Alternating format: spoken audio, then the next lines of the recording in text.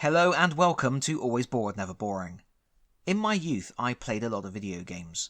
I actually played a lot more video games than board games, but these days I rarely fire up the PlayStation or the Switch.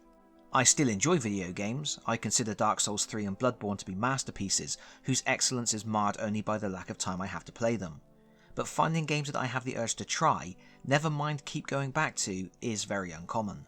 Often, I don't even find a meaningful way to connect with the games that should be a perfect fit.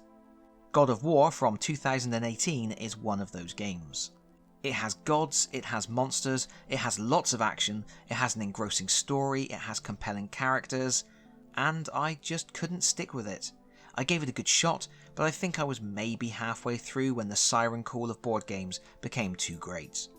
Obviously, God of War is held in high regard. Quite rightly so, I am sure. So when I heard that Cool Mini or Not were gearing up for a GameFound crowdfunding campaign to release a board game based on the franchise, I was certainly intrigued and thought it was worth taking a closer look. There isn't a huge amount of information to go on right now, but the GameFound preview page is live and you can already sign up for notifications. I will put a link in the video description below, but that is for information purposes only. I am not in any way affiliated with this forthcoming crowdfunding campaign. That being said, what do we know? There are some interesting little bits of information to glean from the campaign page. The preview reads, God of War the board game is a cooperative dungeon crawler for 1 to 2 players filled with epic fights and puzzles. It also features a unique combat and leveling system based on the bonding of characters and cooperation.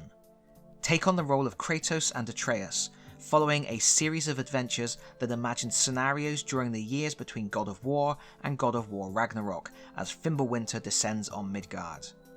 Some interesting stuff to unpack here. I think we can safely say it's not just going to be a box of God of War themed miniatures with the Zombicide engine attached. It seems that this game might be a true attempt to capture the feel of the video games and that central father and son relationship between Kratos and Atreus. It's a fully cooperative game with a focus on characters bonding and working together, and it is for just 1 or 2 players. That's quite an unusual player count for a co-op game. We can safely assume one player would take on the role of Kratos, while the second player would be Atreus, and if you were going to play solo, you would have to control both characters. It's a bold move. Designing the game from the ground up around that powerful central relationship that is key to the video game feels like it's the right move to do the franchise justice. And there's certainly something very appealing about a game that is very much intended for couples, or 2 friends, maybe even a parent and a child, to go on an adventure together.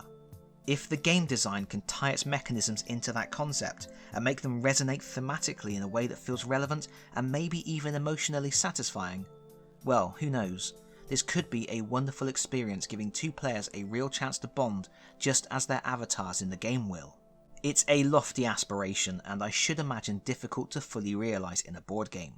The advertising fluff says the game relies on genuine teamwork and trust in each other, but then goes on to say that as players collaborate, they will gain synergy, and synergy unlocks more bonuses for developing characters. Will the mechanical process of accruing a resource to cash in for boons translate in any way to feelings of trust and companionship? I don't know. It sounds pretty neat though.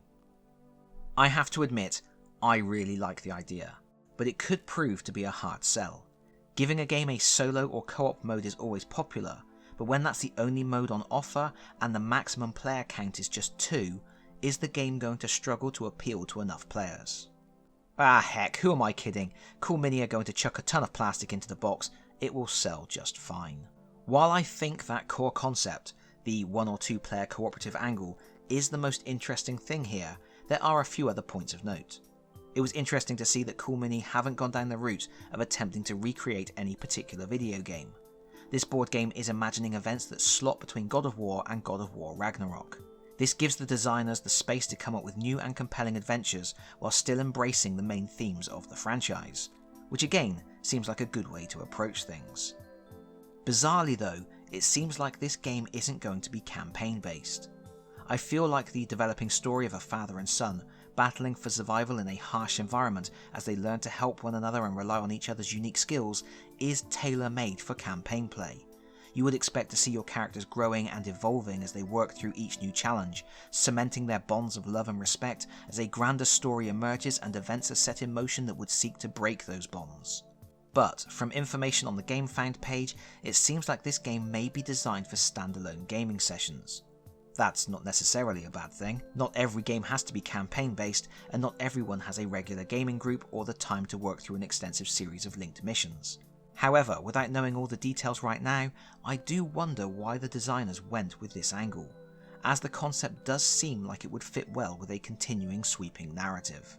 There does, however, appear to be some interesting steps to keep the game fresh. When setting up an adventure, the players choose the quest they wish to undertake from a set of 8. They then pick monsters and a final boss to fight. By combining those 3 elements in different configurations, it should be possible to replay quests endlessly, with each playthrough offering new challenges to overcome. There is also mention of puzzles. Ensuring puzzles can challenge players time after time isn't easy, and we don't really have anything to go on yet, but that could be an interesting way to break up battles and find new ways to challenge how the heroes must cooperate. And I think that's probably all I've got to say about that right now, other than to mention that anyone who follows the campaign before it goes live will be eligible to receive a set of exclusive action cards if they subsequently pledge. So if this game sounds like it might be interesting to you, you might want to consider following the campaign now.